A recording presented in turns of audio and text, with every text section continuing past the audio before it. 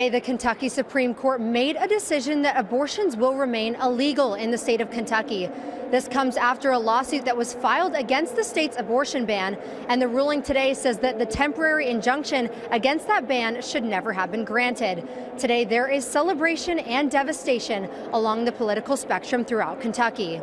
The laws that are duly enacted that as we sit here right now are saving lives every day will continue to remain in effect. It's a reason to celebrate, but we also recognize that the battle to protect life in all cases in Kentucky and across the nation, that battle will continue.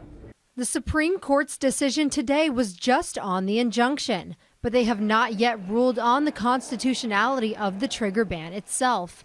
Pro-choice groups say that their case is still on the table. It's just remanded to a lower court. This decision affects the very narrow issue of the injunction and whether or not the injunction would be reinstated and whether or not we would be able then to resume abortion care in Kentucky.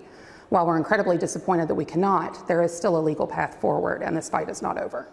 This case now goes back to the circuit courts for that first step, as pro-choice groups say they will continue to argue that the Constitution protects the right for women to have an abortion. Reporting from the Capitol, Hallie DeVore, WKYT.